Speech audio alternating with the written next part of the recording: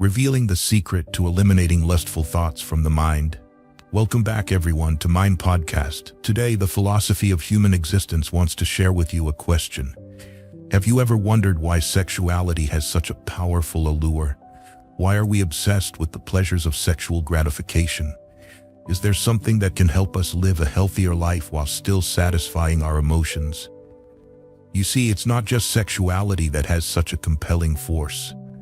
Currently, about 95% of human energy is consumed by money and sex. And even 95% is a modest figure. It could be almost 100%. The question most of us face in daily life is why humans are so obsessed with money and sex. First of all, we all know that money is merely a means to serve humans, right? We are not obsessed with money itself, but with what money can bring into our lives. Therefore, most people don't want money, they want the empowerment that money brings. Money can give us the material world we desire. Thus, money is not just a means as commonly perceived. It becomes a magical pen that draws us into its vortex. Imagine if you have money in your pocket, your life becomes easier and more comfortable because you can do what you desire. Hence, money is not just a means, it is a tool to satisfy the emotions within you. Similarly, with sexuality. For example, if today you have to live in a poor slum with no money, you wouldn't be able to sit here and listen to this because you'd be struggling to survive daily. But if today you have a little money in your pocket, your life is somewhat prosperous. You can sit here leisurely and listen to these words to develop yourself. Even if it's raining outside or a storm is coming, you feel secure in your home because you have a little money in your pocket, giving you the freedom to live without much worry. Similarly, with sexuality, we don't want sex for sex's sake, but we want sex for the feelings it brings. Most of the feelings that sexual pleasure provides have incredibly strong energy. When we are satisfied with sexual pleasure, we experience feelings of ecstatic freedom, another realm that ordinary people rarely reach. Therefore, most of us are easily drawn to it. And whether it's money or sex, if you have money in your pocket and love in your body, this is not to be debated because ultimately, humans are created by sex and sustained by money. So these things are not inherently wrong. But if they penetrate deeply into your mind and control it, they become depraved, causing you to lose yourself. Let me emphasize this for better understanding. Keeping money in your pocket makes our lives easier and better, which is normal. We can attend long meditation retreats for a whole month without any worries. Then we will be free to live as our true selves and fully develop our capabilities. But if you keep money and sex in your mind, that becomes a depravity that can ruin your soul. It's like a disease that slowly kills us. It will rule you from the inside out and destroy you in many ways. Everything beautiful in your life will be lost because money and sex now consume more than 95% of human energy. We can see advertisements everywhere. Money and sex infiltrate every corner of your life. On billboards along the streets, on social media, on your phone, during work hours, at meals, and every moment of your rest. Because of this, these two things no longer hold their natural place, but have been amplified many times over, taking over our minds and lives. This leads to people gradually losing themselves, causing increasingly severe psychological problems. If you often feel stressed and anxious about these issues, you need to understand that your intelligence is turning against you. Your mind is no longer serving you. Emotions like anger, resentment, fear, and anxiety are generally the negativity we create, always directed at someone. But we need to understand that this is poison we are drinking into our own bodies, hoping others will die. Fortunately, life doesn't work that way. If I drink poison, I will die, not someone else but myself. Emotional toxins manifest even at the chemical level. You can analyze your blood when you are angry or thinking negatively, and you will understand its mechanism. You will see why negative emotions are toxic to both body and mind. You are poisoning yourself with your negative emotions. So, do you want to keep money and sex in your mind to poison yourself? Now the issue to address is how to remove these harmful thoughts from your mind. How can we eliminate filthy sexual thoughts from our heads to live freely and comfortably? Let's explore this topic together with a powerful meditation story and philosophical teachings that will help you remove dark sexual thoughts from your mind. Let's begin. Once upon a time, there was a Zen master who adopted orphan children as disciples. They lived in a remote hermitage on the mountain. Every day, they cultivated crops and practiced meditation and ethics. The children were given different tasks to sustain their lives. One of his disciples was tasked with going to the village to exchange produce for food. Every day, he would cross a river to reach the village. One day, as usual, the disciple went to exchange food in the village. On his way back, crossing the river, he saw a boy hiding behind a bush and looking at something. Out of curiosity, the disciple approached the boy and asked, "What are you looking at?" The boy quickly turned around and gestured to be quiet. Then he whispered, "Can't you see? I'm watching beautiful girls." The disciple also looked in the direction the boy was looking and saw several naked girls bathing in the river. He said, "Oh, this is not right. You are too young to be watching this." The boy from the village replied, "Can't you see how beautiful these girls are? I'm admiring their beauty. Look at how charming they are." After hearing this, the disciple began to observe the girls. As soon as a lustful thought arose in his mind, he also kneeled down and hid behind a tree. While hiding and watching the girls, he began to realize he had broken his vows. His body started to tremble, and he wondered, "What am I doing? This is wrong. I should leave." He then hurried back to the monastery. After that day, he busied himself with his work, but what he had seen kept replaying in his mind. He imagined the scene again, and his mind was urged to see it once more. This made him unable to focus on any task. The next day, out of curiosity to see the girls again, he left a little earlier. He went back to the riverbank and started watching the girls bathe with the village boy. Now it had become his daily habit. He would leave the monastery, go to the riverbank, hide behind a tree, and continue watching the girls bathe. His mind was no longer focused on any task. He was always attracted to thoughts of the girls, becoming restless and unable to sit still in meditation. Outwardly, he appeared dazed and often lost in thought. The Zen master sensed something was wrong. One day, the Zen master called the disciple and asked, "Are you facing any difficulties in exchanging goods in the village? Do you need me to accompany you to the village today?"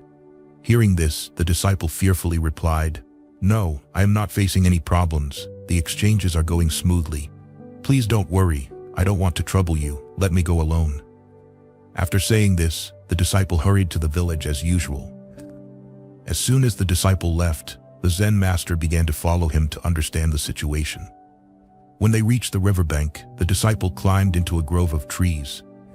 There, he hid behind the bushes where the village boy was already present. Then, both of them began watching the girls bathing. The Zen master saw this and was shocked. The Zen master approached the disciple and asked, "Tell me, are you coming here to enjoy these girls?" The disciple turned around, startled to see the master. He began to tremble with fear and dropped his alms bowl. The village boy, seeing this, fled from the scene. The disciple knelt and begged his master, "Please forgive me. I was wrong. I couldn't control my lust, which is why I deceived you and got involved in this mess. Please punish me, and I promise this will never happen again." The Zen master calmly replied, "First, let's return to the hermitage and reflect on the mistake you have made. From now on, you will not go to the village to exchange goods. This task will be given to another disciple. Always remember this. If you choose to surround yourself with good things, you will become good. But if you choose evil things, you will become evil. Therefore, be careful about what you choose." After that, both master and disciple returned to the hermitage. The disciple never returned to that enchanting riverbank. Gradually, he became withdrawn, introverted, and often angry. He became irritable and quarreled with his fellow disciples for no apparent reason, unable to concentrate on his meditation. One evening, the Zen master, noticing his disciple's erratic behavior, approached him and asked, "What is troubling you?" The disciple confessed, "Since the incident by the river, filthy thoughts about the girls keep resurfacing in my mind. The more I try to suppress them, the stronger they become, occupying my entire mind. It seems I've been lost in my own lust. Master, what should I do now?" The Zen master slowly said, "Come with me to the garden." When they reached the garden, the master pointed to the corn plants and said, "Do you see these corn plants producing ears of corn and each ear can yield many kernels, yet each plant grows from a single kernel? Do you see how beneficial corn is? The disciple listened attentively. The Zen master continued, "Our mind is the same. Consider the mind as a garden and thoughts as seeds. If you plant one thought in your mind, it will sprout thousands of corresponding thoughts. Whether the thought is good or bad, like the law of nature, you cannot prevent it from bearing many fruits." The disciple began to understand and continued to listen intently. The Zen master further explained, "In our minds there are no subtraction or division operations, only multiplication. People believe they can eliminate negative thoughts and have only positive thoughts. That never happens. Observe how it works, and you will understand. At this moment, you think you should not have filthy thoughts about women.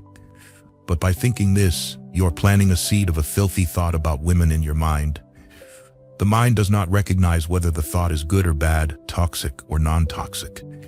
It only receives a signal about that thought. And the next moment, your mind will generate similar thoughts. The more you force yourself to stop thinking, the more it multiplies, and eventually, your mind is flooded with those thoughts. This is the nature of our mind, because this mind is a fertile land where no seed of thought is wasted. Whatever you plant will only grow and multiply rapidly. Therefore, it is impossible to control our mind in a way that eliminates negative thoughts, leaving only positive ones. It will never happen. The Zen master continued teaching, "Sit down here and close your eyes with me. In a few minutes, you will realize that we cannot do anything with our powerful mind. What we want to eliminate will become part of us and will completely engulf us." At this point, the disciple asked, "So what should I do?" The Zen master replied, "Understand how it works. This is the first important step to controlling your thoughts. Next, you need to understand that your body and mind are tools to serve you, just like driving a car that takes you to your desired destination. Each person drives different cars and has different experiences in life.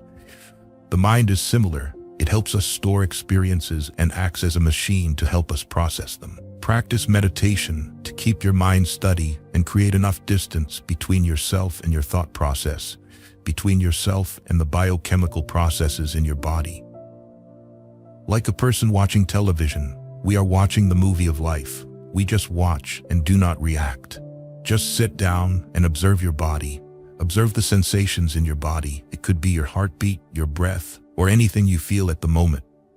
Depending on the sensitivity of your mind, focus on your breath and sensations consistently. When thoughts arise, recognize them and then return to observing the sensations. With attention, over time, you will see that all thoughts and sensations continuously arise and pass away. When you do not identify yourself with the thoughts, you will weaken them, and they will dissipate without controlling you. The disciple seemed to grasp the master's teachings and said, "Yes, I understand, master. I need to keep my mind steady and create enough distance from every thought. By focusing on the breath and sensations, I can extinguish the source of thoughts within myself." The Zen master smiled and replied, "Exactly, and remember the mechanism of the mind. When you plant a thought, you will receive corresponding results. From one seed, it will produce thousands of other seeds. When you plant a sweet fruit seed, it will yield sweet fruit. But when you plant a bitter fruit seed, it will yield bitter fruit. And whatever you are thinking, it is not the important thing. The present moment we are living in is what matters. So focus on the sensations within yourself, what you are experiencing, and the corresponding feelings it brings.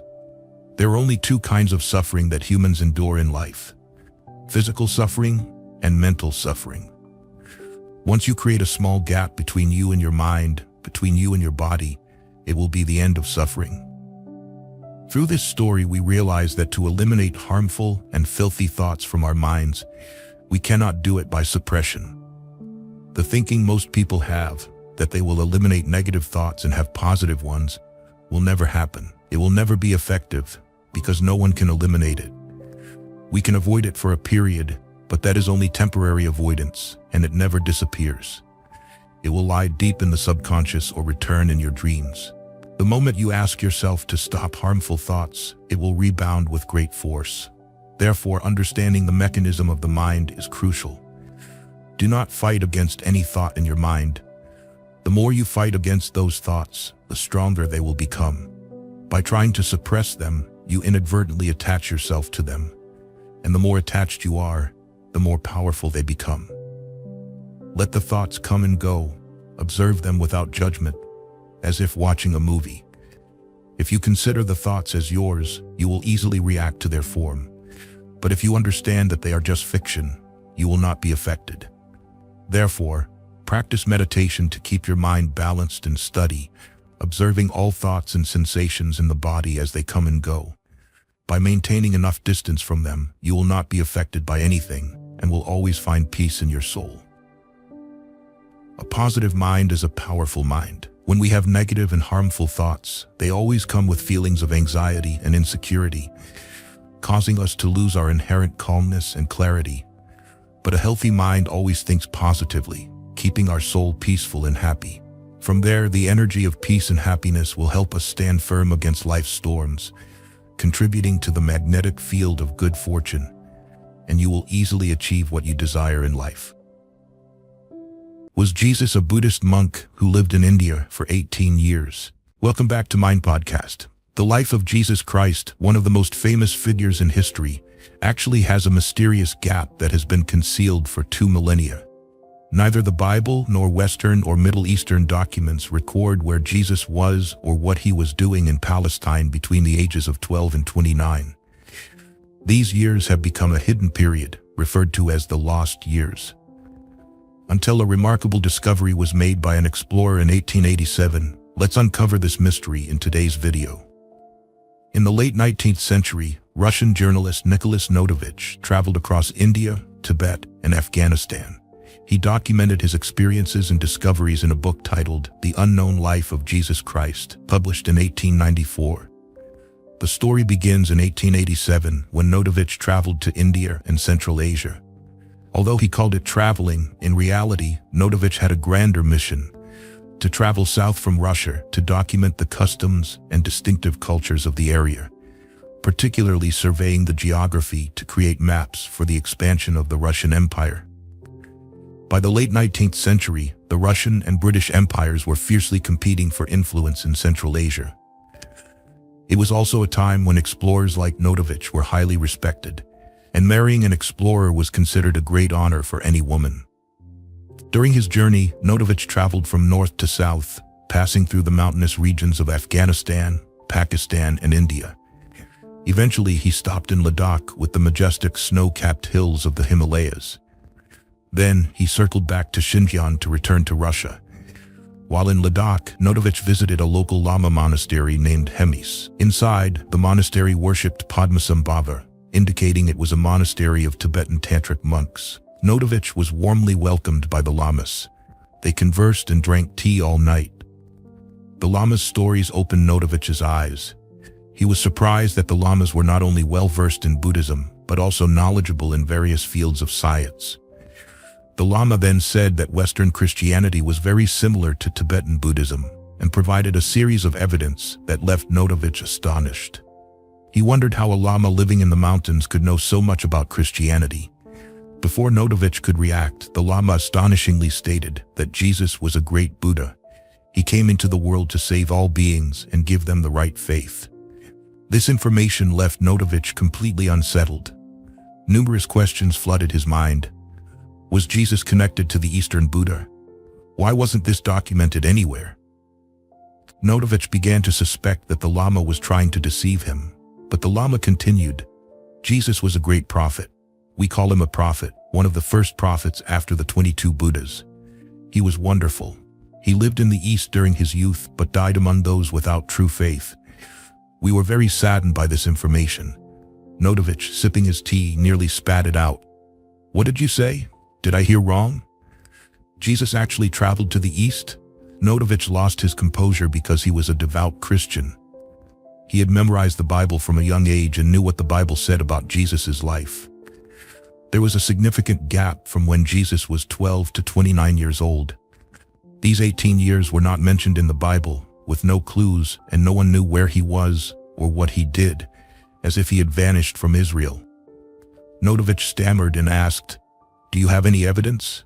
The Lama calmly replied, "It is recorded in our sacred texts, titled The Accounts of the Prophet Isa." Notovich stood up abruptly, knelt before the Lama, and begged him to read it to him. If this was true, it would be a historic revelation. The Lama replied, "I don't have the original here. Sorry, the original is written in Pali and is currently preserved in Lhasa, Tibet." Notovich, an explorer with the zeal of a journalist for hot news, wanted to fly to Lhasa immediately.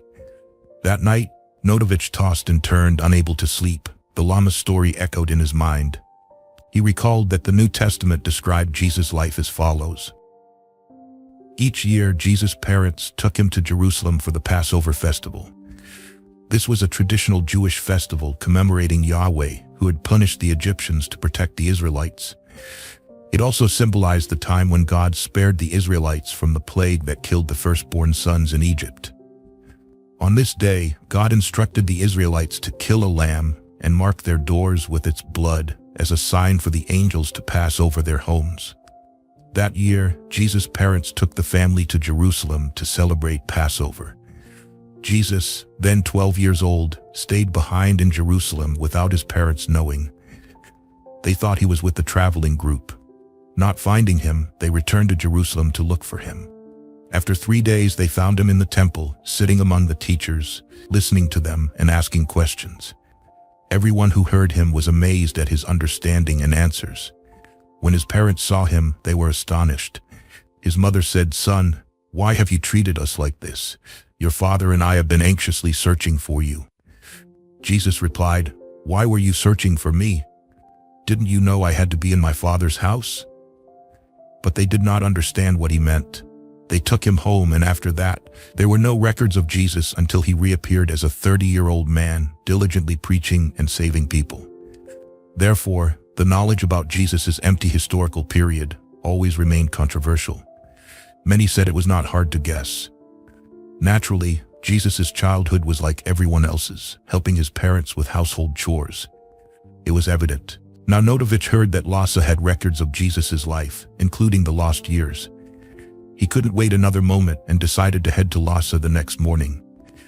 At dawn, the enthusiastic young man set off towards the northeast, heading straight for Lhasa. Unfortunately, after only a few miles, Notovich slipped on a rocky hill and broke his leg. Thus his goal to reach Lhasa had to be postponed.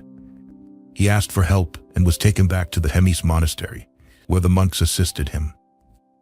Back at the monastery, the lamas were pleased to see he only had minor injuries, as they knew the terrain was difficult to traverse. They continued to treat Notovich kindly and helped him heal his wounds. While resting, the same lama who had spoken to him the previous day visited him again. Since the lama had mentioned the biography of the prophet Isa, he slowly said that, although they did not have the original Pali text, they had a Tibetan translation they occasionally read. Notovich didn't know whether to laugh or cry. He wondered why the lama hadn't mentioned this earlier. If he had known, he wouldn't have rushed to Lhasa and broken his leg. The lama simply replied that it was fate. Notovich eagerly asked the lama to read everything about the prophet Isa. The lama smiled and said that the biography left by Jesus was naturally a gift to humanity, and he was happy to share it. They talked all night, with the lama narrating and Notovich diligently recording every word. A few days later, after recovering from his injury, Notovich left the monastery. He had collected the complete biography and experiences of Jesus during his years in the East. The story began with a 13-year-old boy named Isa. This was the age at which one could marry according to Israeli tradition. For a talented and intelligent young man like Isa, it was not surprising that many families visited and proposed, hoping he would become their son-in-law. But that year, on a beautiful day, Isa left home. Isa joined a caravan led by Indian traders. Around the 1st century BCE, equivalent to China's Han Dynasty, the overland Silk Road had been established, connecting the Mediterranean coast to the interior of modern-day China. This made travel and trade between these regions easy and common. Isa arrived in India at the age of 14. He settled there for a while, joining local meditation groups and learning from distinguished monks. Isa was exceptionally intelligent and knowledgeable, quickly becoming famous wherever he went. Therefore, many people from other places wanted to meet him. Some wanted to adopt him as a son, while others wanted him to marry their daughters. But Isa politely declined these offers. He then went to the Jagannath temple in Puri, one of the most famous and mysterious ancient temples, dedicated to the worship of Krishna, also known as the god of the sky. He is an incarnation of the Hindu god Vishnu. The people there believe that inside the statue of Krishna lay his actual heart. The priests at the Jagannath temple welcomed Isa. They taught him to read and understand the Vedas, practiced yoga, and healed illnesses through prayer. They explained the scriptures to Isa and taught him to learn from everyone throughout his life. The goal of all this training was for Isa to attain enlightenment like the Buddha, gaining divine abilities. It is worth mentioning that Hinduism and Buddhism coexisted and developed side by side at that time, even blending to create the unique culture of India that persists to this day. Some sects of Hinduism believe that the Buddha was an incarnation of the great god Vishnu. Tibetan Buddhism later became the clearest manifestation of this blend, including yoga practices we've explored in previous videos. After learning from various religions and cultures, Isa lived in holy cities like Varanasi and many other places for 6 years. The locals loved Isa because he treated the lower castes, the Vaishyas and Shudras, fairly and even preached to them. It is important to note that ancient India's caste system divided society into 4 classes, ranked from highest to lowest. The first class was the Brahmins, who were priests and held the highest status. The second class was the Kshatriyas, who were nobles or warriors. The third class was the Vaishyas, who were commoners and farmers. The fourth class was the Shudras, who were slaves and manual laborers. Beyond these 4 classes were the untouchables, who could not access the teachings of the higher classes. According to Hindu teachings, Brahmins were created from the mouth of Brahma, representing divine speech, making them the most noble. Kshatriyas were created from Brahma's arms, while Vaishyas and Shudras were created from his thighs and feet, respectively.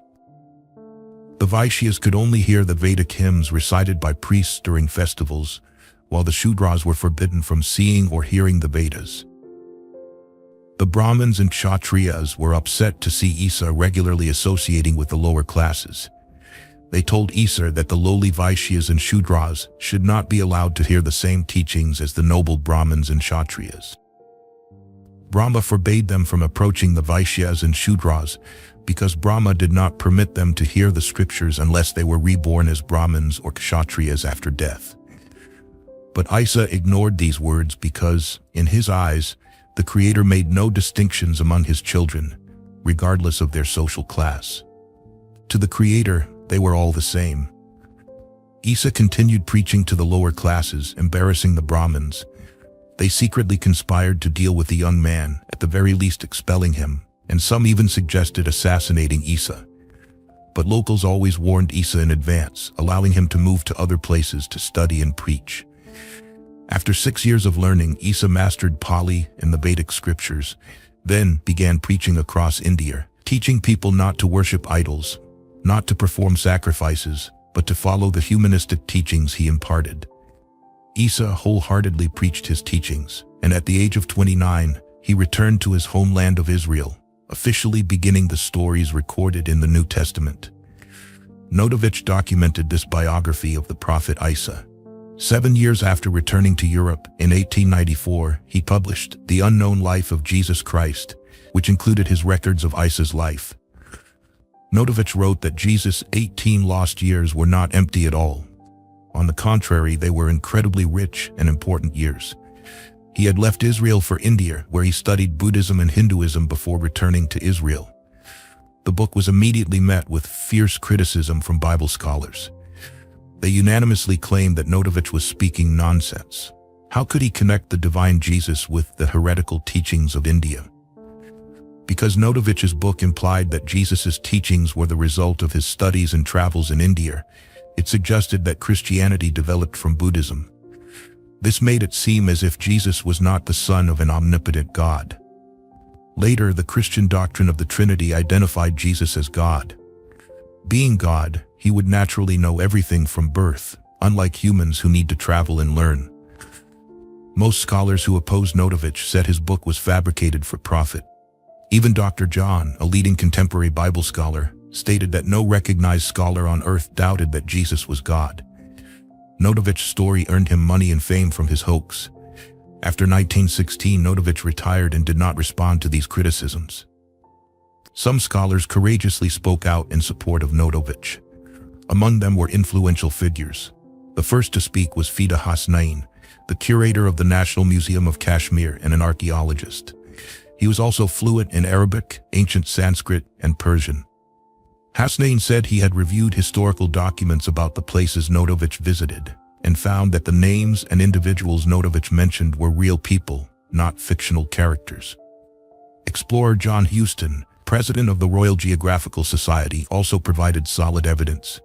He had led British expeditions to Tibet. He said he met Notovich when leaving Lhasa, not far from the Hemis monastery, and the two had spoken. Another supporter, Swami Abhidananda, an Indian sage and renowned Vedic scholar who had traveled to Tibet and mastered Buddhist studies, initially doubted Notovich's story. However, in 1922, driven by excitement, Swami personally visited the Hemis monastery to verify the story. The lamas there confirmed that Notovich had indeed broken his thigh and stayed at the monastery for 40 days to heal. They also confirmed that the monastery had manuscripts related to Isa's biography and that Notovich's account was based on these texts. Swami was convinced. He asked to see the contents of the biography, and the lamas willingly shared and even showed him the handwritten manuscript. Seeing it, Swami could not deny the truth of Notovich's words. The manuscript had 14 chapters with 223 pairs of verses, exactly matching Notovich's account. With the help of the lamas, Swami translated part of the manuscript. In his published travelogue, Swami included 40 verses from it and cited Notovich's book as a reference. It seems likely that Jesus did spend 18 years in India studying. Of course, the teachings he imparted were not related to Buddhism, but originated directly from Jewish traditions. Many sages have undergone similar experiences. For example, before attaining enlightenment, the Buddha studied with Arata Kalama, a great sage of the Samkhya school in ancient India, and Udraka Ramaputra in meditation. This process was the stepping stone to his ultimate achievement, the key to his fundamental enlightenment, and not the final content of his teachings. Similarly, Jesus may have gone through such a process. The reason Jesus did not recount this journey to his disciples may be explored in future videos. Thank you for watching. Buddha's teachings: a human life arrives with nothing and departs with nothing, so do not be overly greedy. A human life, when we arrive in this world, we are naked, and when we depart, we leave with nothing. We only eat 3 meals a day, and for sleeping we only need a single room. So why cling to such vast desires that only make us perpetually unsatisfied? Excessive desire is the root of all suffering in life. To lessen afflictions, one must first learn how to let go. Understand that letting go here means letting go of greed and attachment, not letting go of one's duties and responsibilities. Sometimes, those who live too sharply, too meticulously, end up worried by every little trivial matter around them. Living with a bit of nonchalance can often bring more joy and happiness. Why? Because those who are too sharp tend to be excessively serious, no matter big or small, seeing everything as critical and thus overthinking until exhausted. Their lives are constantly dominated by petty annoyances, leaving them little room to feel happy or peaceful. Meanwhile, those who live more casually care less about trivial matters, so life feels simple, perhaps even somewhat hasty or rough around the edges, but that very simplicity allows them to discover the true flavor of a peaceful life. Live simply, work practically. Let your days flow by gently, simply, and at ease. In life, humble people are often well-liked, whereas the arrogant and prideful are easily disliked. Although we all understand this, we still frequently stumble. Many invite gossip or conflicts simply by being too sensitive or by meddling in unnecessary matters. In adversity, we must keep our heads high. In favorable or tranquil times, we should stay vigilant and cautious to prevent misfortune when success comes. Always remind yourself to be humble, never show off or become overly excited, otherwise anyone, at some point in life, will encounter dissatisfaction and will need to cultivate patience.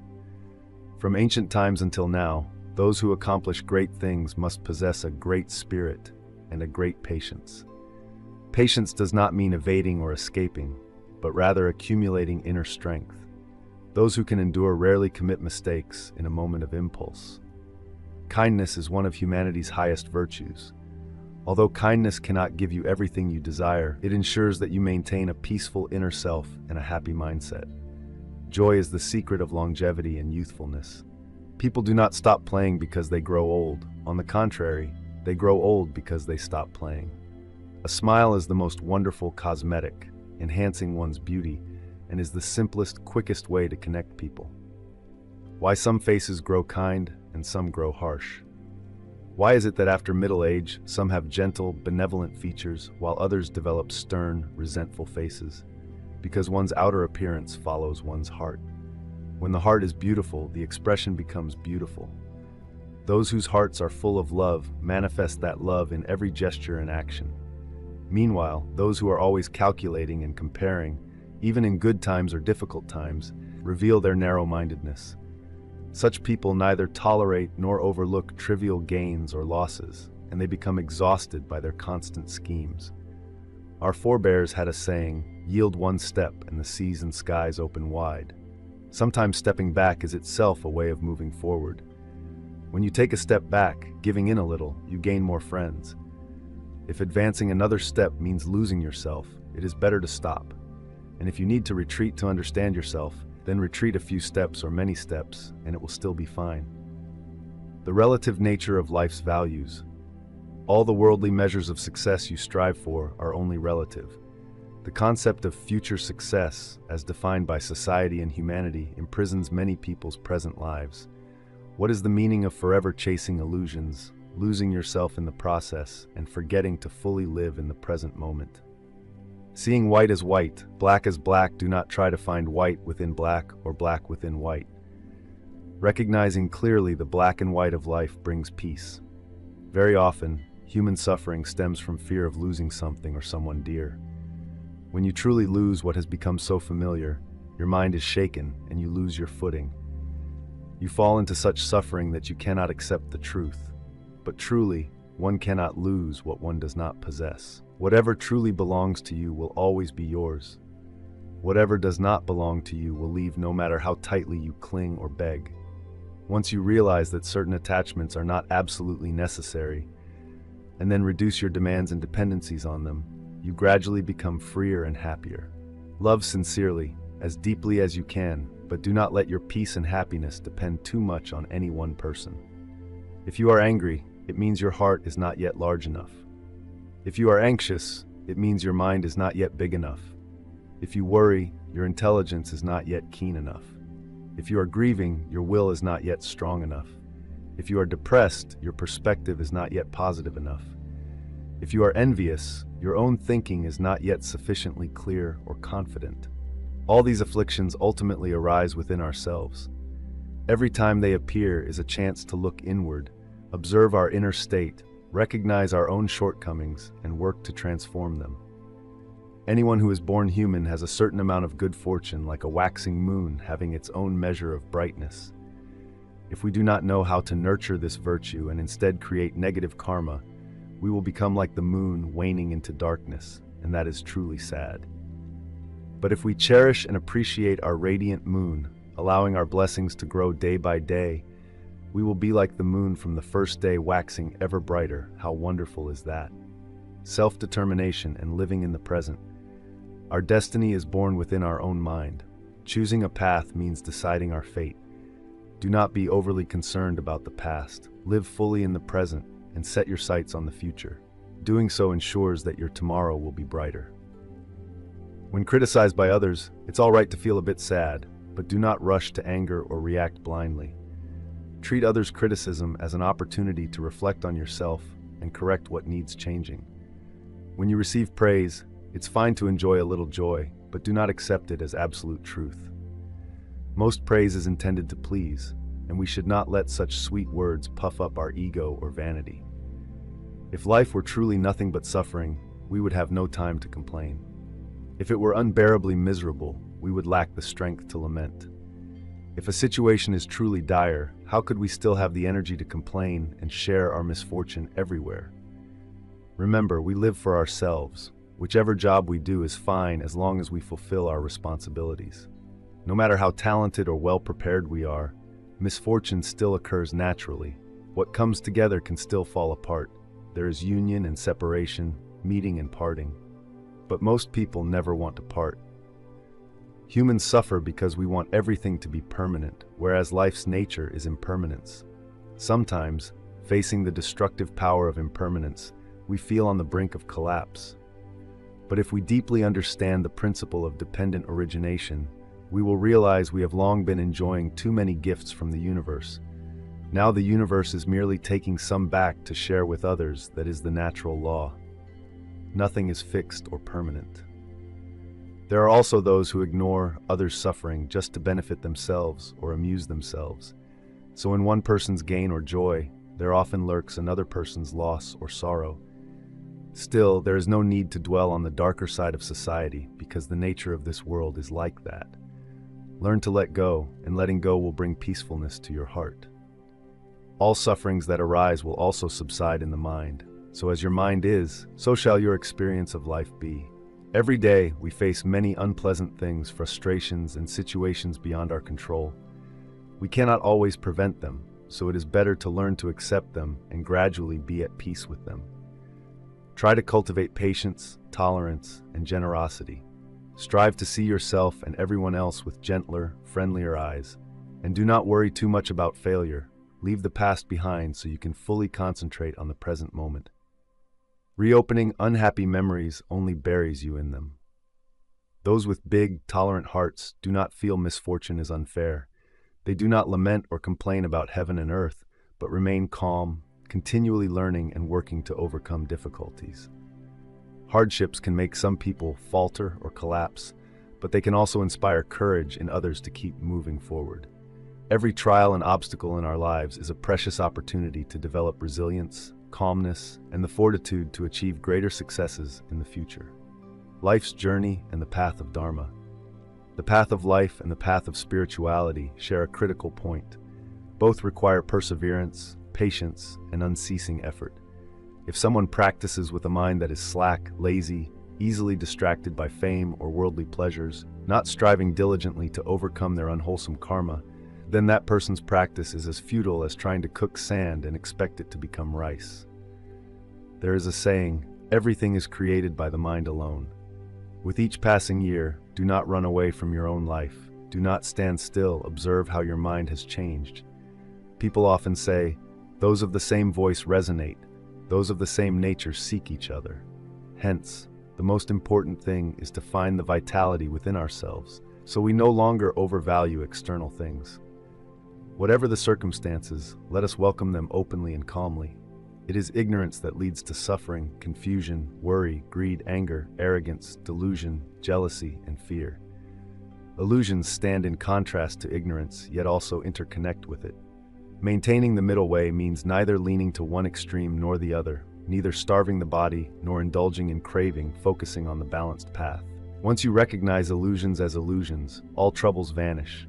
You then naturally feel love and compassion, for their essence is the same. With such realization, all hatred dissolves. Even if someone treats us cruelly, we can understand them. And once the door of wisdom opens, only compassion remains. In meditation, if wandering thoughts arise, wisdom helps us discern truth and differentiate phenomena. Yet that very distinction between self and others, between what is and what isn't, can lead us astray. Humans are often bound by emotions, and greed is the force that pulls us away from truth in the cycle of rebirth from birth to death.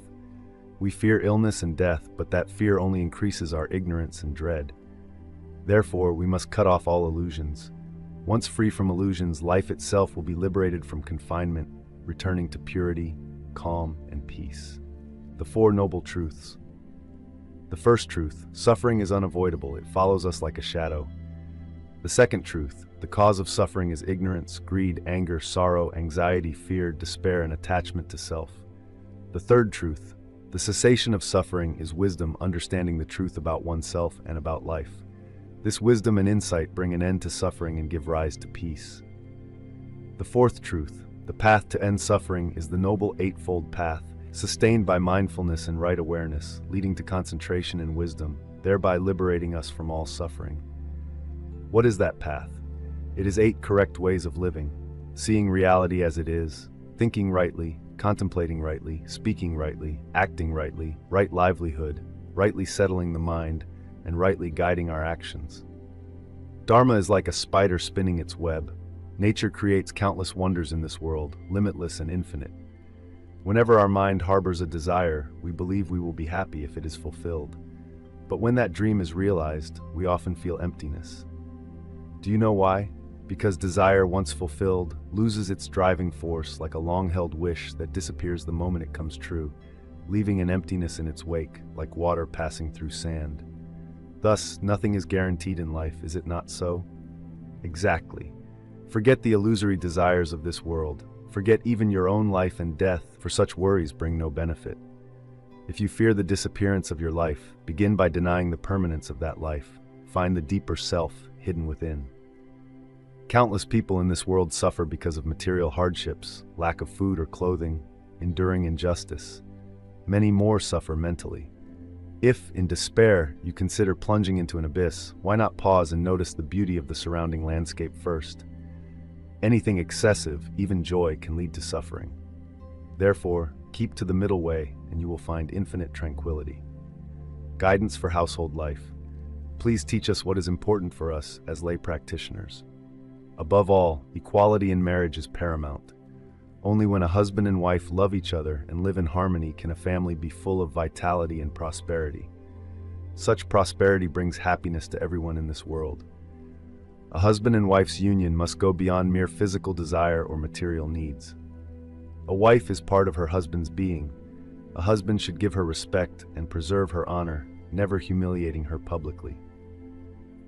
A wife should not act contrary to the virtues of a proper woman, and a husband must live up to the moral standards of a husband, avoiding all bad habits. Every decision a husband makes should consider his wife's wishes. Loving your husband is a wife's responsibility. Regard your husband's family as your own. Play the role of a safe harbor, offering affection, care, and concern for every member of his family, respecting each other as honored guests. When you trust each other like that, the supreme truth will be yours, by the grace of the Blessed One, Shakyamuni Buddha. Please tell us how to walk this path you have shown. Associate with good people. Those who cannot focus on right mindfulness easily lead you into laziness and complacency. Creating supportive conditions for practice will keep your inner state pure and unblemished. One's profession should also align with the Dharma. Whatever job you do, whether in trade or any daily activities, first understand it clearly, then devote your effort to doing it well. Even small tasks such as cooking rice or boiling water should not be dismissed as trivial. See them as opportunities to care for yourself, your spouse, and your children. For any meritorious opportunity in life, do not be selfish. Do not live only for yourself. Share your happiness, success, and wealth with others. Avoid gambling and drinking. Be humble, courteous, amiable, and upright. Whenever there is a chance to offer alms to the monks who engage in meditation practice, do so to calm your worries and difficulties. Ultimately, your heart will sense the highest tranquility. You must remember that each morning, when we open our eyes to the dawn of a new day, we should be keenly aware of what we need to do that is crucial. People often forget gratitude. We must imprint in our hearts the things we should be grateful for, like the trees, flowers, wind, water, air, which do not belong to us. We should be grateful to everything and carry that gratitude in our hearts. Living and thinking in that way will bring many rewards. It is not useless. If everything were useless, would we not all be sick by now? And if we were sick, death would not be far away, right? Holding gratitude in our hearts is like a gorgeous flower blooming proudly in this world. Wishing you a peaceful new day filled with happiness.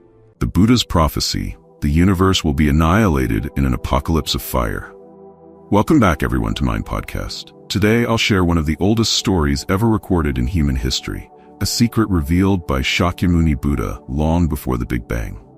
According to modern science, our universe is 13.8 billion years old, originating from a singularity, a point where time, space, gravity, and the speed of light, as well as all physical laws, break down. The Cambridge Dictionary defines a singularity as a strange point. In 1915, Albert Einstein introduced this concept in his theory of general relativity, explaining that a singularity is where the past and future of all cosmic events converge. This means that while our universe began with the Big Bang, it also holds the seeds of its final destiny, where everything will eventually turn to dust. But don't worry, this won't happen for billions of years. Shakyamuni Buddha also taught that after the universe's destruction, we will be reborn in a realm of ultimate bliss. How small is our universe? Could this video challenge all the scientific knowledge you've learned? How far beyond human understanding does the Buddhist view of the cosmos go? Let's find out in today's video. In the Digha Agama, the Buddha explains that all life in the world originates from beings of light, pure entities without physical form, similar to angels, residing on the 8th level of the form realm. They communicate by emitting light and are nourished by thought, becoming more powerful as their beliefs strengthen. The Digha Agama also notes that when the world ends, all beings will be reborn in the realm of light.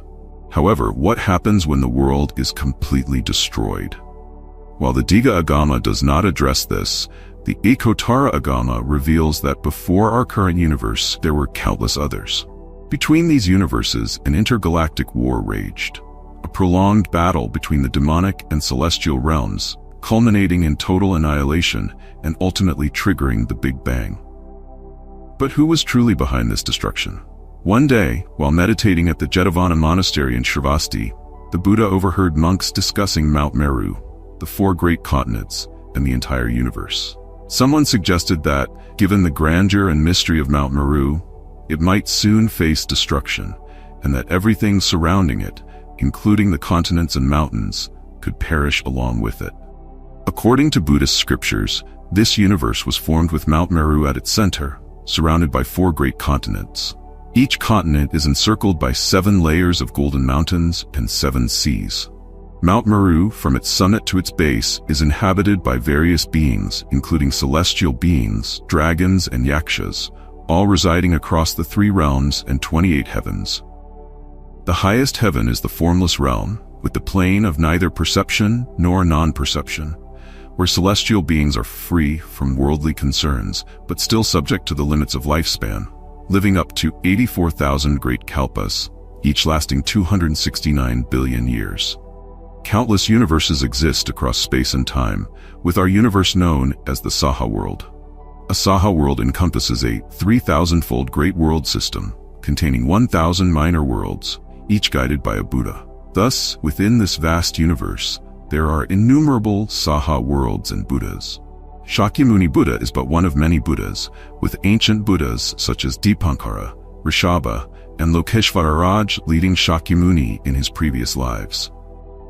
When the Buddha overheard the monks discussing the destruction of the world, he approached and asked, "Do you wish to understand the changes and destruction of this world?" Then he began to explain the structure of Mount Meru, saying that the world is divided into 4 great continents separated by oceans, with precious stones like gold, silver, crystal, and glass forming the land. Across this vast universe exist different races, including the Chakravartins, dragon clans, celestial beings, and asuras. Furthermore, 4 great kings guard the 4 corners of Mount Meru, moving easily between the mountains and seas. The Buddha explained that beneath Mount Meru lives a race known as the Asuras, who once waged war against the deities ruling the 33 heavens.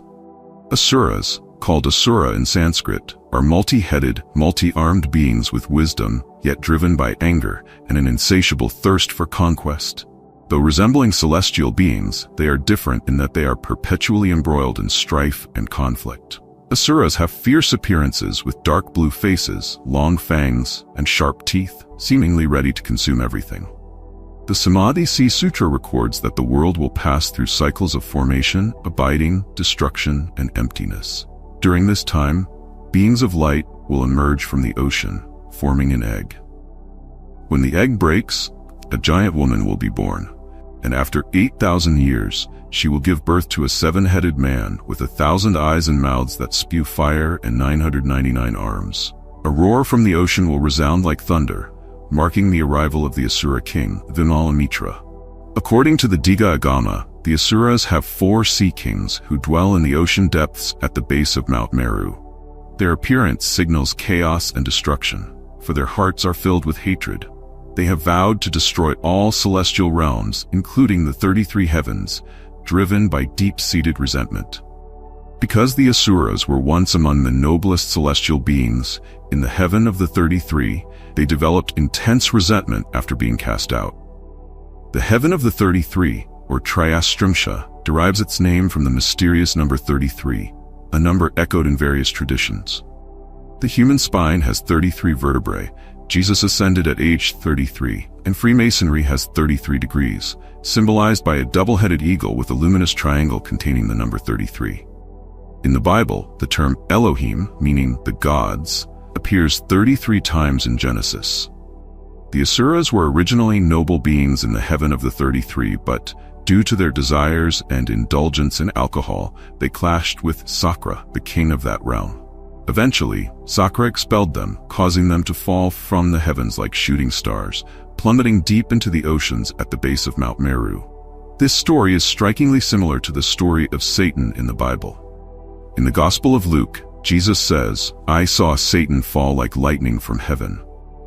Even more intriguingly, Revelation 13 describes a beast rising from the sea with 10 horns and 7 heads, each horn adorned with a crown, and each head bearing blasphemous names, similar to the 7-headed Asura king Vimalamitra in Buddhist mythology. Both the Asura and the 7-headed dragon in ancient Babylonian texts emerge from the sea. Like Satan, the Asuras were cast down from the celestial realms, banished to the depths of hell. In Buddhist scriptures, the Asuras are depicted as multi-headed, fierce beings driven by anger, always consumed by conflict. Similarly, the Bible mentions that Jehovah once battled Rahab, an ancient dragon. Jewish texts note that God created dragons of both male and female, fearing they might destroy the world if allowed to multiply. In the Digha Agama, the Buddha prophesied a future cataclysmic day of destruction, foretelling the universe's end. He described a sequence of events. First, the sky would cease to bring rain, and 4 great rivers would dry up. In the second stage, 2 suns would appear, causing all trees to wither and ocean water around Mount Meru to recede by 700 leagues. In the third stage, 3 suns would appear, further draining the seas. By the 4th and 5th stages, 4 and 5 suns would blaze in the sky, nearly drying up the ocean entirely, leaving only remnants. In this depiction, the ocean symbolizes galaxies similar to our Milky Way, which will gradually vanish as new, massive suns appear. In the 6th stage, a 6th sun will rise, causing Mount Meru to ignite from within like a furnace, and the 4 great continents at its base will be engulfed in fire. Even the 8 scorching hells will burn from the intense heat of the 6 suns. Finally, with the appearance of the 7th sun, Mount Meru and all celestial bodies will be completely consumed, leaving no trace. This apocalyptic vision foretells the ultimate end of the universe, reduced to ashes in an inferno of cosmic proportions. The flames spread to the heaven of the 33, where even the Jade Emperor's palaces were engulfed in fire. As the fire reached the 7th level of the form realm, the entire world was consumed, and everything on Mount Meru was reduced to ash or flame, leaving nothing behind. By this stage, the fire had burned up to the 22nd heaven, the realm of the great Brahma gods, who are called sons of the Brahma. Living in a dimension beyond the material universe, the newly born celestial beings witnessed the universe's collapse at the base of Mount Meru and trembled in fear, never having seen such a terrifying destruction. They worried the fire might reach their own realm in the form world and consume everything there as well. However, the older, more experienced celestial beings who had witnessed multiple cosmic destructions reassured them that the fire could not reach the form realm. This realm exists in a higher dimension, free from the ravages of the material 3-dimensional universe. The beings here, detached from desire and unbound by hunger or physical needs, sustain themselves through pure consciousness, similar to cosmic observers in films like Marvel's Watchers, watching but unaffected by events in the universe. The Buddha explained that when Mount Meru and the surrounding cosmos were reduced to ashes, all matter turned to dust and vanished into emptiness, leaving nothing behind. Even the sinful beings in hell would be reborn, as hell and their sins would be destroyed along with the universe. At this point, the universe would fall into complete darkness, with no sun, moon, or stars remaining. Everything would come to an end, and all beings would be reborn in the Western Pure Land, beginning a new cosmic cycle. As the cycle of destruction concludes, the fire gradually dies, and the universe returns to emptiness. From this void, a faint mist emerges, followed by massive clouds that condense to form steam and rain. This pure rain covers the entire 3,000-fold world system, filling it with pristine water until it reaches the great Brahma realm, at which point the rain stops and the water slowly recedes. As the water subsides, winds known as Samira begin to blow, creating ripples and revitalizing life.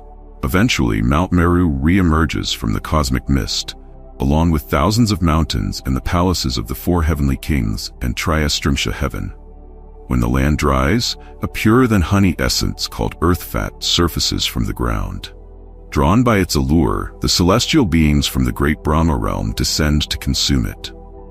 As they eat, they become three-dimensional beings, with their radiant bodies tarnishing, transforming into flesh and bones. Once they enter this three-dimensional world, they can no longer return to their heavenly realm, and life begins anew. 1. Heat death. The first scenario, based on thermodynamics, predicts that the universe will reach thermal equilibrium, leading to a state of no temperature difference.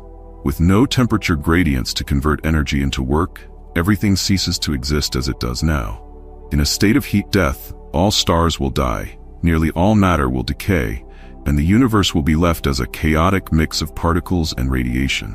As the universe expands infinitely, energy dissipates over time, leaving a uniform temperature.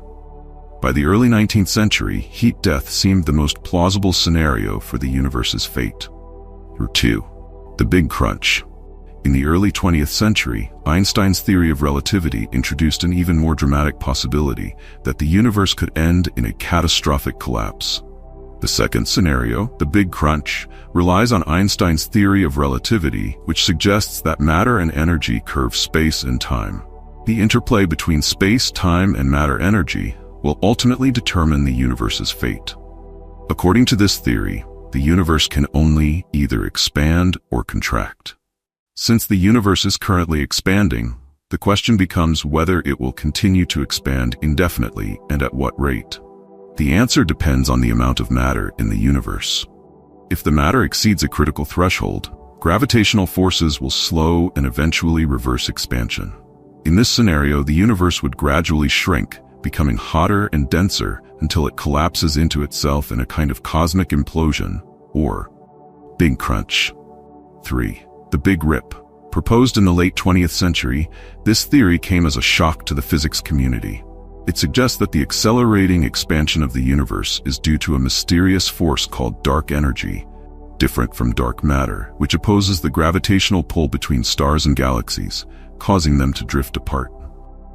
Scientists still don't fully understand dark energy, but it is estimated to constitute about 70% of the universe's total energy, and this percentage continues to grow. If dark energy intensifies rapidly enough, in about 20 billion years, it may become strong enough to tear apart galaxies, stars, planets, and even atomic structures. The Big Rip predicts that 6 billion years before the end, the Milky Way would fragment. 3 months prior, the solar system would dissolve, and 1 second before the final moment, all matter in the universe would disintegrate into fundamental particles. A concerning aspect of dark energy is its unusual property. Its density increases as the universe expands. If this density outpaces cosmic expansion, as suggested by theorist Robert Caldwell of Dartmouth, dark energy could become phantom energy, causing the Big Rip sooner than expected. The Big Change. This fourth scenario involves the atomic realm and represents the most bizarre and abrupt potential death of the universe. Scientists illustrate this using an experiment. When ultra-pure water is poured on an absolutely clean glass surface and cooled below 0 degrees Celsius, it remains liquid despite being below its freezing point. However, a single ice crystal introduced into the water would cause it to instantly freeze, as ice has lower energy than water. Similarly, the universe might be akin to this supercooled water, existing in a false vacuum or low-energy vacuum. If a lower energy vacuum bubble touched this false vacuum, it would cause a sudden transformation. This bubble would expand at the speed of light, altering the fundamental structure of everything it touches. Atomic particles like electrons and quarks would behave differently. Chemical bonds would change, and atoms, planets, stars, and life as we know it would cease to exist. In the Big Change, dark energy would also behave oppositely, potentially triggering the Big Crunch instead of accelerating expansion, thus ensuring an entirely different conclusion to our universe. Fortunately, within the scope of current scientific knowledge, no such vacuum bubbles have been detected. However, quantum physics suggests the possibility of a lower energy vacuum state, meaning a vacuum bubble of this kind might exist somewhere in the universe. The theories presented above remain hypothetical. None have been proven. Yet perhaps these scenarios are simply too vast for humanity to fully comprehend. As beings in a vast universe, our most important task is to follow the Buddha's path toward enlightenment, to transcend the cycles of birth and death. Thank you for watching today's video. Please share your thoughts in the comments below. Don't forget to subscribe to the channel and enable notifications to stay with us for future videos. Goodbye for now, and see you next time.